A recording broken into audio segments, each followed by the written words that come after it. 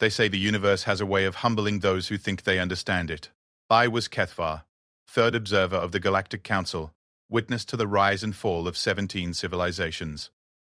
I had seen species bloom like flowers in spring and wither like leaves in winter. I had catalogued their strengths, documented their weaknesses, and filed their final reports with the cold precision of someone who had seen it all before. Humanity was supposed to be just another entry in my files, a young, chaotic species barely crawling out of their gravity well, amusing in their innocence and endearing in their primitive ambitions.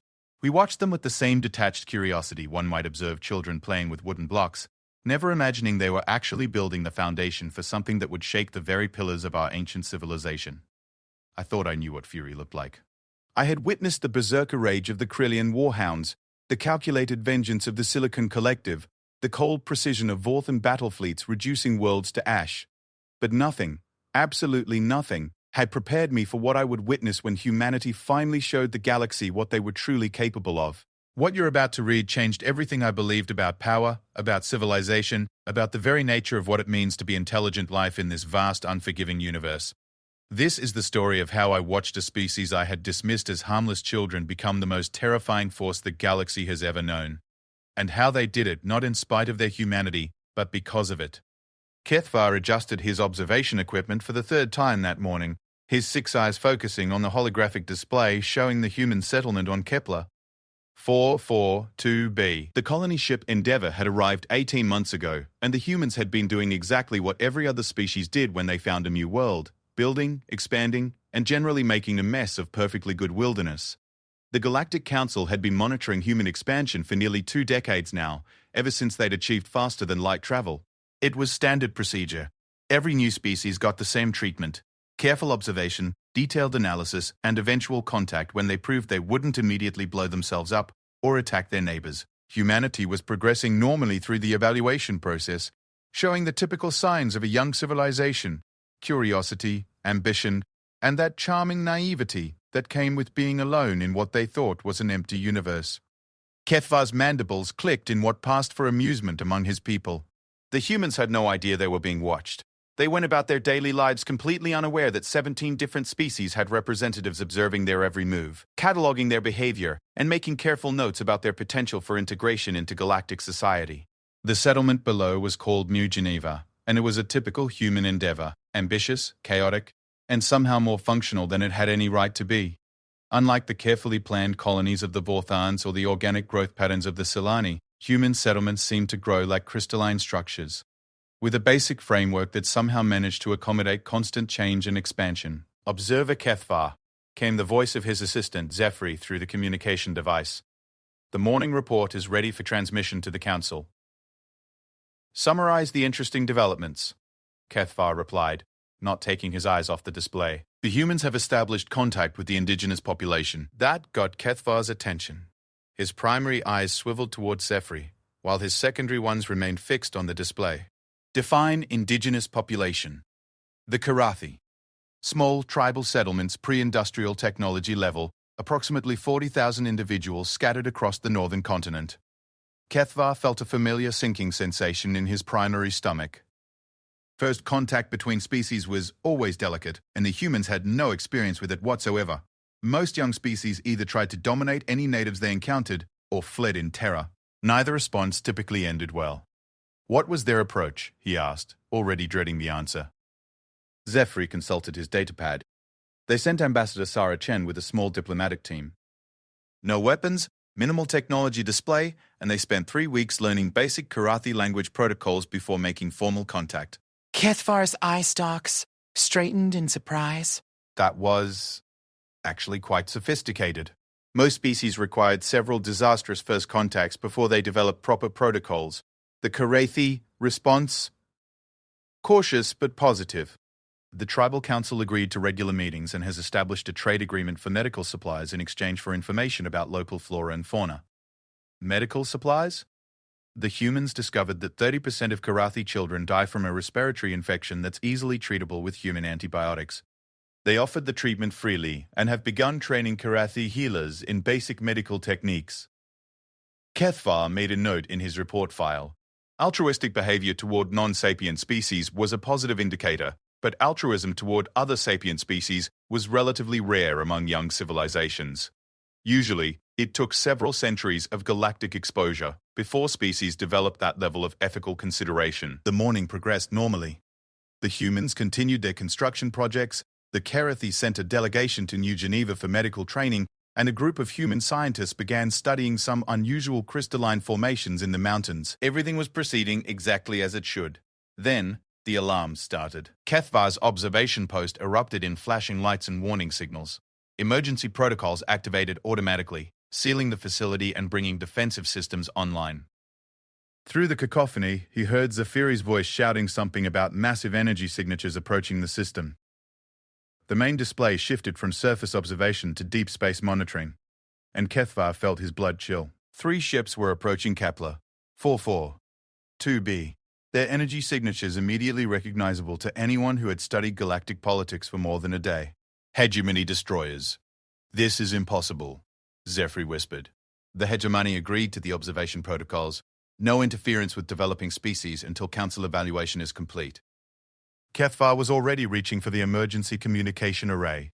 The hegemony was one of the oldest and most powerful civilizations in the galaxy, and they had never broken a council agreement in over 3,000 years.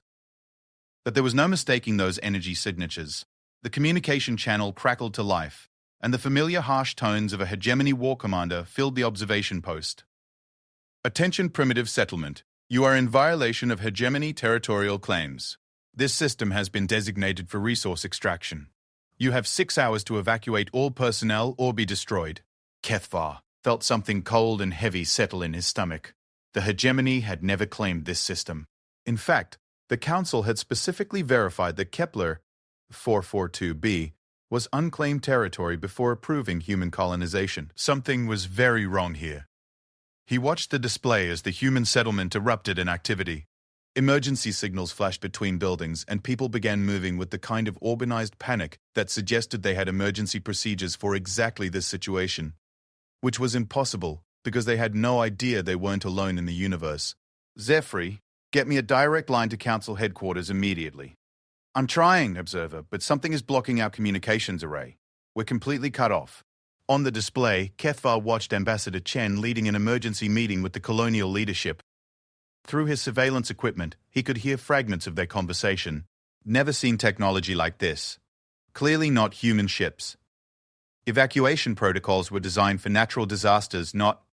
The Kerathi villages are directly in the bombardment path. That last comment made Kethvar pause. The humans were worried about the natives. They were facing potential extinction, and they were concerned about a species they'd known for less than 2 months. The next few hours unfolded like a nightmare. The hegemony ships took up positions around the planet and began powering their weapons systems. The humans worked frantically to evacuate their own people, while simultaneously sending teams to warn the Kerathi villages. Several human aircraft loaded with evacuees actually turned around to pick up Kerathi families, despite the fact that it meant they might not have enough time to reach minimum safe distance. As the deadline approached, Kethvar found himself hoping desperately that Council reinforcements would arrive. The humans didn't deserve this. They were clearly a species with potential, showing the kind of ethical development that usually took centuries to achieve. But the communication blackout continued, and no help came. With 30 minutes remaining, something changed. The human emergency broadcast shifted from evacuation coordination to something else entirely. Kethvar had to adjust his translation matrix 3 times before he understood what he was hearing. The humans weren't just evacuating anymore. They were fighting back. This is Admiral Martinez of the Endeavour. All civilian transports continue evacuation procedures. Military personnel implement Defense Protocol 7. Kethvar's primary eyes widened. Defense Protocol 7? The humans had military ranks? They had defense protocols? Zephyr, pull up the complete human evaluation file. I want every piece of data we have on their military capabilities. Observer, according to our files, humans have no unified military. They have several competing nation-states with separate armed forces, but nothing that could threaten a hegemony destroyer.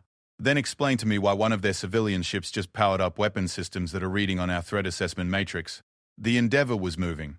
The massive colony ship that had lumbered into the system 18 months ago, like an oversized cargo hauler, was now maneuvering with the precision of a warship. Weapon ports were opening along its hull, revealing armaments that definitely hadn't been there during the initial security scan.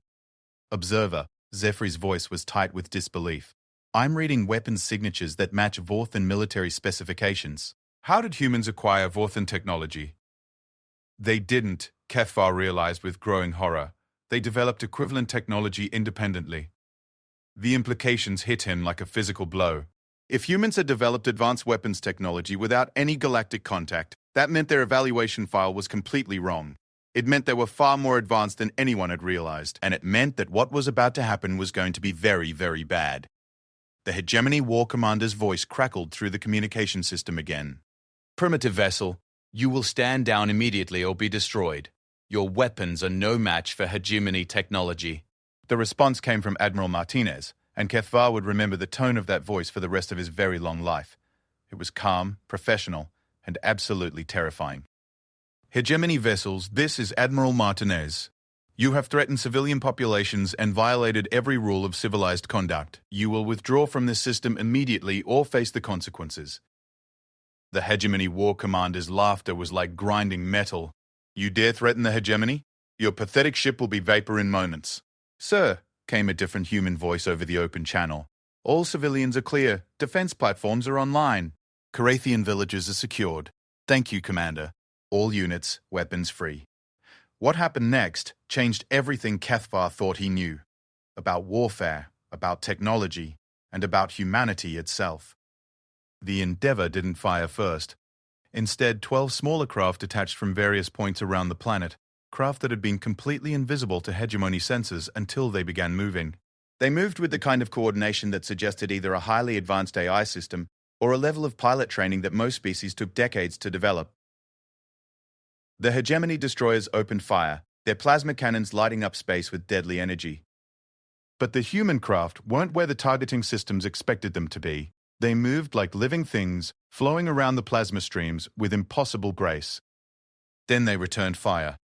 The weapons that lit up from the human craft were nothing like anything in a galactic database. Instead of the plasma or laser systems that most civilizations used, the humans were firing what appeared to be some kind of kinetic projectile system.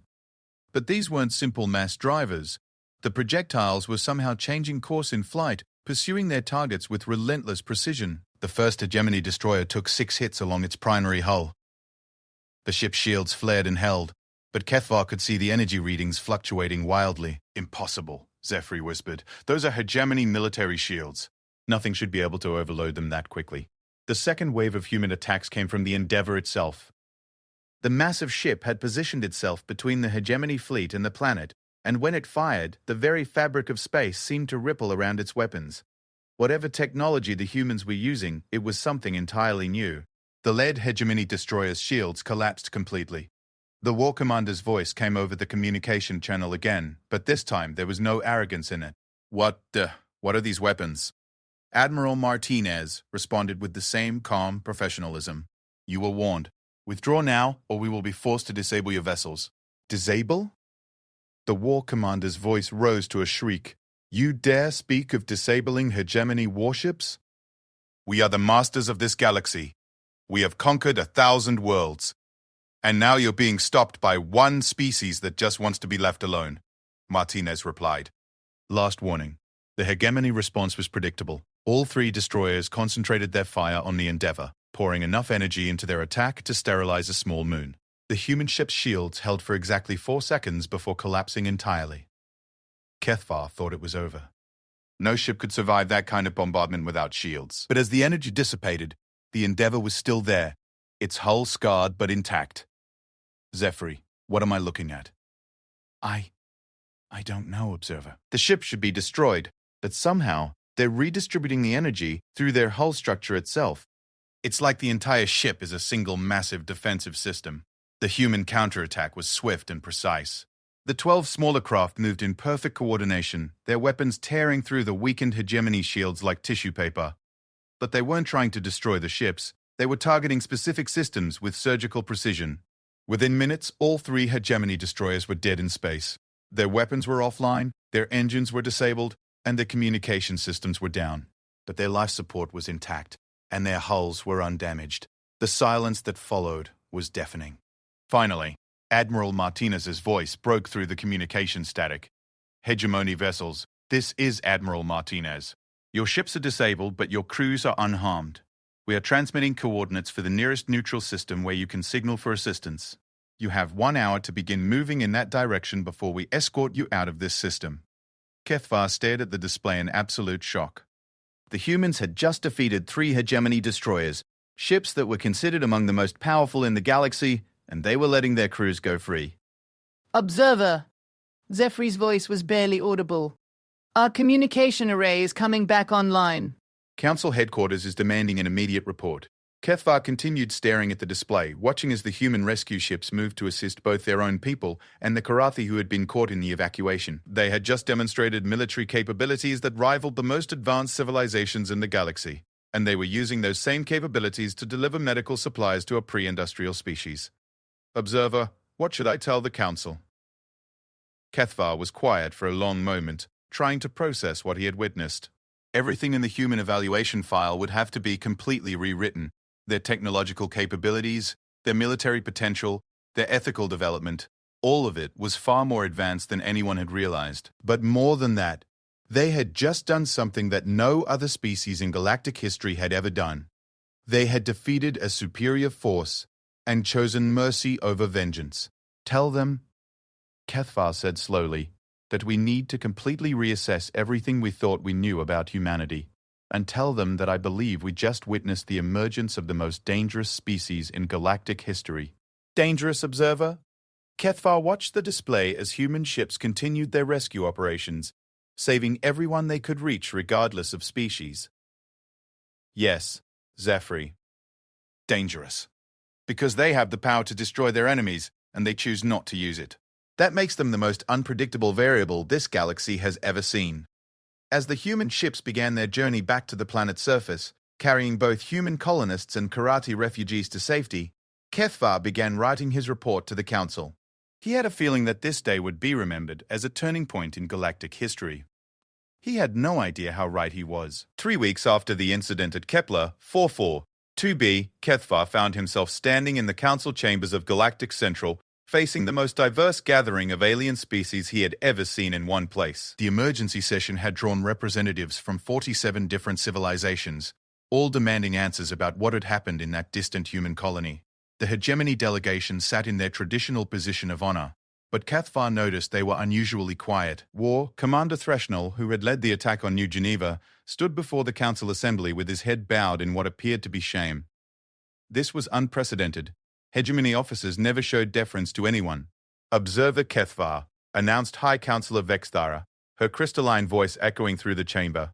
Please present your complete report on the human military capabilities demonstrated during the Kepler 442b incident.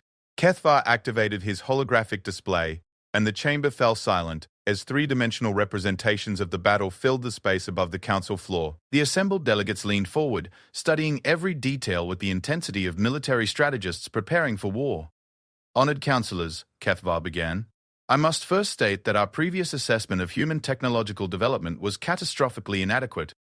What we observed was not a young civilization defending itself with primitive weapons.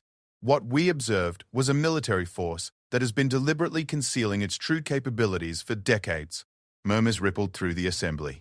The Vorthan delegation exchanged worried glances, while the Silicon Collective's representatives began rapidly processing data through their shared network. The human vessel Endeavour, Kethvar continued, was not simply a colony ship that had been hastily armed.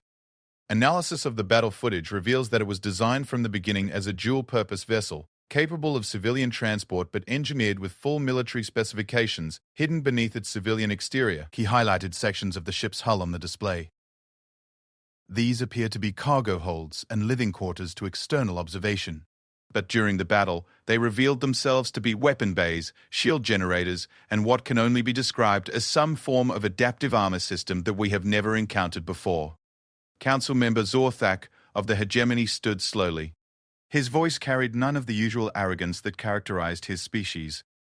Observer Kethvar, our technical analysis indicates that the human weapons bypassed our shields using principles that our science cannot explain. We have spent 3 weeks trying to understand how their projectiles were able to adapt their targeting in real time. Our conclusion is that each individual projectile contained computing power equivalent to our shipboard systems. Kethwa nodded grimly. That assessment matches our observations. But the weapons technology, while impressive, is not what concerns me most about the human military capacity. Explain, demanded High Counselor Vexthara. The tactical coordination demonstrated by human forces suggests a level of battle planning and execution that rivals our most experienced military civilizations. The 12 fighter craft that engaged the hegemony destroyers moved with perfect synchronization, despite operating in complete communication silence to avoid detection. Kethvar paused the hologram and zoomed in on one of the human fighters. Each pilot was operating independently, yet they achieved coordination that our analysts initially assumed was being controlled by an advanced artificial intelligence. It was only after detailed review that we realized what we were seeing. Which was, asked Council Member Yorgoth of the Solani Collective, individual pilots making split-second decisions based on predictive modeling of their teammates' actions. Each human pilot was essentially running parallel tactical simulations in their heads while simultaneously executing complex maneuvers under combat conditions. The chamber erupted in voices as delegates began arguing among themselves. The concept of biological minds capable of that level of parallel processing was difficult for most species to accept. High Counselor Vexthara's voice cut through the noise. Observer, you are suggesting that humans possess naturally enhanced cognitive capabilities. Not enhanced, Counselor. Trained.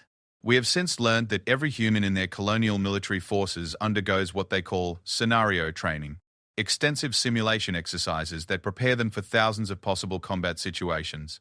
By the time they achieve active duty status, they have mentally fought more battles than most of our species fight in their entire careers. War Commander Threshnell spoke again, his voice heavy with something that might have been respect. Observer Kethvar, there is something else the Council should know. When my ships were disabled, the humans could have destroyed us entirely. Our shields were down, our weapons offline, and our hulls were defenseless. Instead, they provided us with navigation coordinates to safety and medical assistance for our injured crew members. Yes, Kethvar agreed. This brings me to what I consider the most significant aspect of human military doctrine. They possess the capability for total destruction, but they consistently choose restraint. He changed the holographic display to show the rescue operations that had followed the battle. Human ships worked alongside disabled hegemony vessels, providing emergency supplies and technical assistance. In the 3 weeks since the incident, humans have maintained a protective perimeter around Kepler 442b, while simultaneously offering humanitarian aid to the hegemony survivors. They have requested nothing in return except assurance that no further attacks will be made on their civilian populations. Council Member Dalruth of the Peaceful Commerce League raised a tentacle. Observer, what is your assessment of human intentions regarding galactic expansion? This was the question Kethvar had been dreading. His answer would likely determine the Council's official response to humanity's emergence as a military power. Based on their actions at Kepler 442b and subsequent diplomatic communications, I believe humans have no interest in galactic conquest. Their military development appears to be entirely defensive in nature, designed to protect their colonies and trading partners rather than expand their territory. Trading partners? High Counselor Vexthara's question carried a note of surprise. Yes, Counselor. The humans have established formal trade agreements with the Karathi, despite the fact that the Karathi have nothing to offer except local knowledge and cultural exchange. The humans are providing advanced medical care, infrastructure development, and education in return for what they describe as friendship and mutual understanding. The chamber fell silent as the implications sank in. Most galactic civilizations viewed less advanced species as either resources to be exploited or obstacles to be removed. The concept of forming genuine partnerships with pre-industrial societies was almost unheard of. There is more, Kethvar continued. Human colonies have begun sending diplomatic messages to neighboring systems, requesting formal contact with local governments. They are not attempting to expand by conquest or stealth colonization. They are asking permission. Council Member Threshnell stood again. Honored councillors, I must add my voice to Observer Kethvar's assessment. The humans who defeated my fleet treated my crew with more respect and dignity than I have received from some of our own allied species. When they transmitted coordinates for our rescue, they included detailed medical information about hegemony physiology to ensure our survival needs would be met during the journey. How did they obtain detailed information about hegemony physiology? Asked Council Member Zorthax suspiciously. That, said Threshnell quietly, is what concerns me most. They knew exactly how to target our ships without killing our crews. They knew our rescue protocols, our communication frequencies, and our biological requirements for survival. The humans have been studying us, counselors, all of us. A chill settled over the chamber as the delegates realized what this meant. If humans had detailed intelligence on hegemony military procedures, they likely had similar information about every major galactic civilization. High Counselor Vexthara's crystalline form shimmered with what Kethvar recognized as deep concern. Observer Kethvar, do you believe the humans represent a threat to galactic stability? Kethvar considered his words carefully. Counselor, I believe humans represent the greatest change to galactic power dynamics in over 1,000 years. Whether that change is a threat or an opportunity depends entirely on how we choose to interact with them. Explain. If we approach humans as enemies, we will face a species that has spent centuries preparing for warfare against technologically superior opponents. Their entire military doctrine is based on defeating stronger forces through superior tactics, adaptive technology, and strategic patience. Kethvar paused the hologram again and displayed a tactical analysis of the human battle performance. But if we approach them as potential allies, we encounter a species that values cooperation, shows genuine concern for the welfare of others, and has demonstrated remarkable restraint in the use of overwhelming force. You believe they could be integrated into galactic society? Asked Council Member Yergoth. I believe they could revolutionize galactic society. Their approach to interspecies cooperation is unlike anything we have seen. They form genuine partnerships rather than hierarchical relationships. They share technology freely with species that can benefit from it, regardless of what they receive in return. War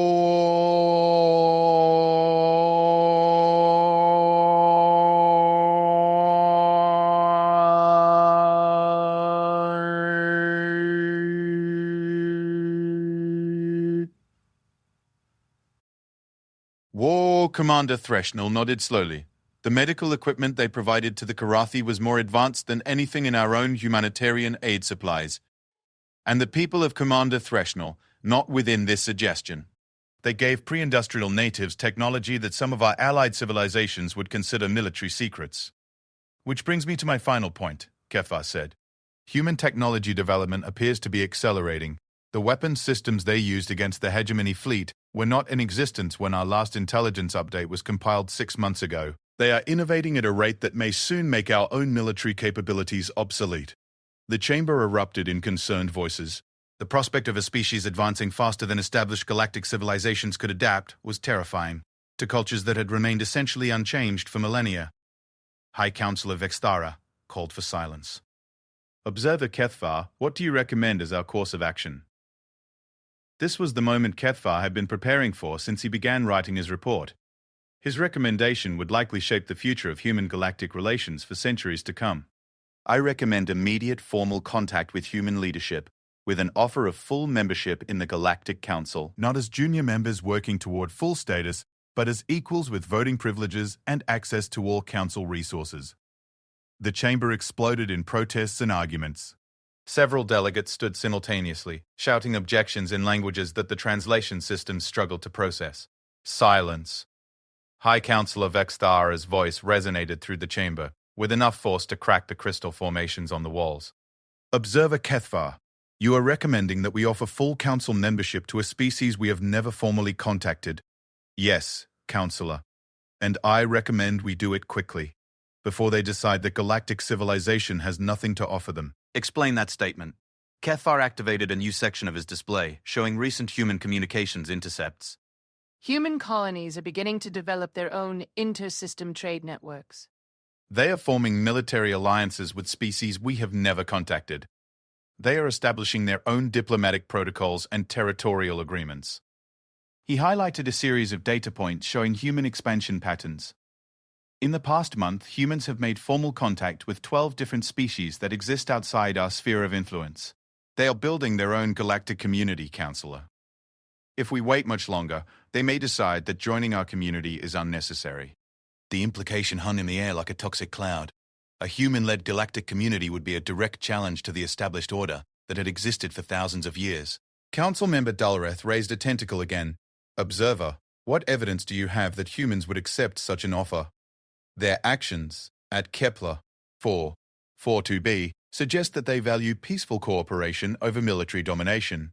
Their treatment of the hegemony survivors indicates that they believe in rehabilitation rather than revenge, and their partnerships with less advanced species show that they are capable of working within existing power structures when those structures serve mutual benefit. Kethvar paused, then added quietly, but their rapid military development suggests that if they conclude that existing galactic civilization is hostile to their interests, they are fully prepared to defend themselves by any means necessary. War Commander Threshnell stood one final time. Honored counselors, I have spent 3 weeks analyzing the defeat of my fleet.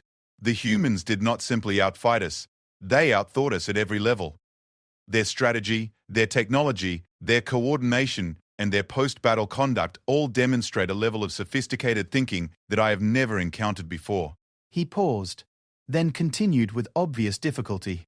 If the choice is between having humans as allies or as enemies, I strongly recommend that we choose to be allies. Because if they decide that we are enemies, I do not believe any force in this galaxy will be able to stop them. The chamber fell silent once again. Kethvar could see delegates throughout the assembly reconsidering their positions as they absorbed the implications of everything they had heard. Finally, High Counselor Vextara spoke. Observer Kethvar, you will prepare detailed protocols for formal first contact with human leadership. Council Member Threshnell, you will accompany the contact mission as a representative of the hegemony. If the humans are willing to show mercy to former enemies, perhaps they will be willing to show trust to potential friends. As the council session adjourned, Kethvar found himself wondering if he had just prevented a galactic war or simply delayed an inevitable conflict. The humans had shown remarkable restraint at Kepler.442b, but he had seen enough of their capabilities to know that their patience would not last forever. Whatever happened next would determine the future of galactic civilization itself. And for the first time in his long career, Kethvar was not certain that the established powers of the galaxy would remain in control of that future. The humans were coming, whether the galaxy was ready for them or not. 6 months after the Council's decision to make formal contact with humanity, Kethvar stood aboard the diplomatic vessel Harmony of Worlds as it approached the Sol system. The irony of the ship's name was not lost on him. For the first time in galactic history, a council delegation was approaching a species that might be more advanced than the civilizations they represented. The human response to their initial diplomatic contact had been swift and professionally cordial. They had agreed to host a formal council delegation at their homeworld, Earth, and had provided detailed protocols for the meeting. What surprised Kethvar was how comprehensive those protocols were. The humans had anticipated needs and requirements for species that the Council hadn't even mentioned. Observer, came the voice of Captain Morthith from the bridge. We are receiving a transmission from the human vessel Diplomatic Escort 1. They are requesting permission to guide us into Earth's orbital traffic control system. Traffic control system? Kethvar's primary eyes focused on the holographic display showing the space around Earth. What he saw there made his secondary stomach clench with nervous anticipation. The space around humanity's homeworld was busier than the commercial hub at Galactic Central. Hundreds of ships moved in carefully orchestrated patterns between orbital installations that dwarfed anything the Council civilizations had constructed. And these weren't primitive structures. The energy signatures and construction techniques were clearly more advanced than anything in the galactic database. Captain, how many ships are we detecting in Earth's orbital zone? Approximately 1,200, observer. But that's not counting the smaller craft that appear to be moving between the surface and the orbital installations. 1,200 ships. Kethvar tried to process that number. The entire hegemony fleet numbered less than 800 vessels, and that was considered the largest military force in known space. Observer Kethvar, came a new voice over the communication system, speaking in perfect galactic standard, with only the slightest accent. This is Captain Elena Rodriguez of the Diplomatic Escort 1. Welcome to the Sol system. We're honored to guide you to your meeting with our leadership. Thank you, Captain Rodriguez. We are prepared to follow your navigation instructions. Excellent. Please be aware that we'll be passing through several different traffic zones on our way to Earth. Our system has become quite busy since we began hosting diplomatic missions from our new interstellar partners. New interstellar partners. That phrase sent a chill through Kethvar's carapace. In the 6 months since the Council had decided to make contact, how many other species had the humans been talking to? The flight to Earth took 3 hours, and every minute revealed new surprises. The asteroid belt between Mars and Jupiter had been transformed into a massive mining and construction operation. Ships that could only be described as mobile factories were working on projects whose scope boggled the mind. At one point, they passed a construction site where humans appeared to be building something the size of a small moon. Captain Rodriguez, Kethvar ventured, "May I ask what that construction project involves?" "Oh, that's Habitat 7. It's our newest deep space residential complex. When it's completed, it will house about 2 million people and serve as a way station for our exploration fleets heading toward the galactic rim." Living in space, the largest orbital habitat in Council space housed barely 50,000. As they approached Earth itself, Kethvar's amazement turned to something approaching awe. The planet was surrounded by a ring of orbital installations that formed what appeared to be a complete defensive perimeter. But unlike military installations, these structures were clearly designed for multiple purposes: defense, commerce, research, and residential use, all integrated into a single, massive system. Observer. Captain Mortith's voice was tight with professional concern. "I'm reading energy signatures that suggest these orbital installations could generate defensive fields around the entire planet." Kethvar studied the tactical displays. If Captain Mortith was correct, Earth was protected by defensive systems that could probably withstand a full-scale assault by every military force in Council space. Captain Rodriguez, your orbital installations are quite impressive. How long did they take to construct? The current configuration was completed about 18 months ago, but we're constantly expanding and upgrading. Actually, most of the construction was done by automated systems while our people focused on colonization efforts. It's more efficient that way. 18 months. The humans had built a planetary defense system that surpassed anything in the galaxy in less than 2 years. The Harmony of Worlds docked at what Captain Rodriguez referred to as Diplomatic Station Alpha, a facility that appeared to have been specifically designed for receiving alien delegations. As Kethvar and his team disembarked, they were met by a human reception committee that included representatives from what appeared to be several dozen different species. "Welcome to Earth," said a tall human woman wearing formal diplomatic attire. "I am Ambassador Sarah Chen, and I'll be coordinating your visit with our Leadership Council." Kethvar recognized the name immediately. This was the same Ambassador Chen who had made first contact with the Karathi on Kepler 442b. Seeing her here, coordinating what was obviously a complex multi-species diplomatic operation, drove home just how much the human situation had changed since that initial observation. "Ambassador Chen, I am Observer Kethvar of the Galactic Council. We are honored by your welcome and impressed by your facilities." "I am in." "Thank you. If you'll follow me, I'll introduce you to some of our other diplomatic guests before we begin the formal sessions." As they walked through the station's corridors, Kethvar found himself meeting representatives from species he had never encountered before. The Zephyrians were crystalline beings from the galactic edge who had apparently been in contact with humans for several months. The Nightfall Collective consisted of energy-based lifeforms who communicated through controlled electromagnetic pulses. The World Shaper Coalition was a group of species who specialized in terraforming technology. "Ambassador Chen," Kethvar asked during a pause between introductions, "how many different species are currently engaged in diplomatic relations with humanity?" "We have formal diplomatic contact with 63 species, trade agreements with 41 civilizations, and mutual defense pacts with 27 different governments," she replied casually, as if discussing the weather. Kethvar felt his knees weaken. The entire Galactic Council represented 47 species. Humanity had established diplomatic relations with more civilizations than the Council had contacted in 3,000 years of existence. The formal meeting with human leadership took place in a conference chamber that could accommodate dozens of different atmospheric and gravitational requirements simultaneously. Kethvar found himself sitting across from 5 humans who introduced themselves as the Earth Leadership Council, apparently a governing body that had been specifically created to handle interstellar relations.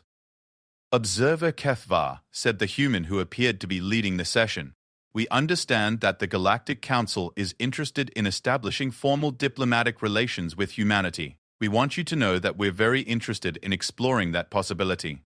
"We are pleased to hear that," Kethvar replied. "The Council is prepared to offer humanity full membership with voting privileges and access to all Council resources." The humans exchanged glances, and Kethvar suddenly realized that his supposedly generous offer might not be as attractive as he had assumed. "That's a very generous proposal," said another human representative. "However, we should probably discuss what that membership would entail in terms of obligations and restrictions." "Certainly. Council members are expected to follow established territorial agreements, maintain approved military force levels, and submit to periodic technological assessments to ensure galactic stability. The silence that followed lasted long enough to become uncomfortable. Finally, the lead human representative spoke again. Observer, HFY. I think there may be some fundamental misunderstandings about humanity's current situation that we should clarify. A holographic display activated in the center of the conference table, showing a three-dimensional map of local galactic space. Human territory was marked in blue, and HFY's primary eyes widened as he realized the scope of what he was seeing. Our current territory includes 137 star systems, with active colonies on over 300 planets and major installations in 41 solar systems that we use primarily for resource extraction and strategic positioning. The entire Galactic Council claims sovereignty over fewer than 200 systems. Our military forces currently include approximately 2,000 combat vessels of various classes, plus support ships and automated defense platforms. We maintain standing defense agreements with 27 allied civilizations and provide active military support to 14 species who have requested protection from aggressive neighbors. 2,000 combat vessels. The combined military might of the entire Galactic Council was less than half that number. Our technology development programs are currently focused on three primary areas: improved interstellar travel capabilities, enhanced defensive systems for our allied species, and medical advancement initiatives that we share freely with any civilization that requests them. The human representative paused, then continued in the same calm, professional tone. Observer HFY, we appreciate the Council's offer of membership, but we should be honest about our concerns regarding some of the restrictions that membership would entail. What concerns? HFY managed to ask, though he was beginning to suspect he knew the answer. The territorial restrictions would require us to abandon 60% of our current colonies and withdraw military support from allies who depend on us for protection from aggressive species. The military limitations would force us to reduce our fleet to a size that would leave our trading partners vulnerable to attack, and the technology restrictions would prevent us from sharing medical advances that are currently saving thousands of lives among our allied species. HFY felt the full implications of humanity's position settling over him like a heavy blanket. The humans weren't asking to join galactic civilization. They had already built their own version of it. And their version was larger, more inclusive, and apparently more successful than anything the Council had achieved. However, the human representative continued, we are very interested in establishing cooperative relationships with Council species. We believe there are tremendous opportunities for mutual benefit through trade, technology sharing, and collaborative research projects. What are you proposing? HFY asked. We propose a treaty of cooperation between the Galactic Council and the Human Alliance. Both parties would maintain their existing governmental structures and territorial claims, but we would establish formal diplomatic relations, trade agreements, and mutual defense provisions. The Human Alliance. They had a name for their civilization, and it included species that the Council had never even contacted. We've prepared a preliminary treaty draft that outlines our vision for Human Council cooperation, said another human representative, activating a new section of the holographic display. As you can see, we're proposing extensive collaboration in areas where our capabilities complement each other. HFY studied the treaty outline, and what he saw there convinced him that this meeting had gone far beyond anything the Council had prepared for. The humans weren't asking to join existing galactic civilization. They were proposing to merge two separate galactic civilizations as equals. Observer HFY, the lead human said, we want you to understand that humanity has tremendous respect for the civilizations represented by the Galactic Council. Your species have achieved remarkable things over thousands of years, and we have much to learn from your experiences. But we also believe that our approach to interspecies cooperation has yielded some innovations that might benefit Council species as well. We've found that treating other civilizations as true partners rather than junior members or potential threats has enabled us to achieve things that none of us could have accomplished alone. As if to illustrate that point, the holographic display showed a series of collaborative projects between humans and their allied species. HFY saw medical research conducted jointly by 5 different civilizations, terraforming projects that utilize the specialized capabilities of a dozen species, and defensive installations that protected entire regions of space through coordinated multi-species efforts. We're not asking the Council to abandon its existing structure or protocols, the human continued. We're proposing that our two civilizations work together as equals, sharing resources and capabilities to address challenges that neither of us can solve alone. The meeting continued for several more hours, but Kethvar's mind was already racing ahead to the implications of what he had learned. The humans hadn't just emerged as a galactic power, they had fundamentally redefined what galactic civilization could be, and they were offering to share that vision with species that had, until recently, considered them primitive newcomers. As the session concluded, Ambassador Chen approached Kethvar personally. "Observer, I hope you'll give serious consideration to our proposal.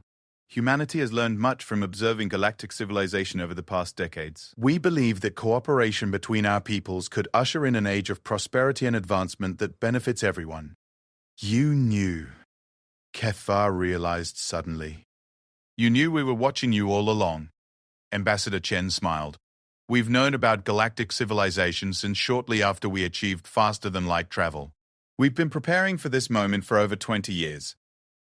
Then why did you allow us to continue observing? Why didn't you make contact sooner?" "Because we wanted to understand galactic culture and politics before we introduced ourselves. We wanted to be sure that when we finally made contact, we could do so as equals rather than supplicants." As Kethvar prepared to return to the harmony of worlds, he found himself facing the most important decision of his career.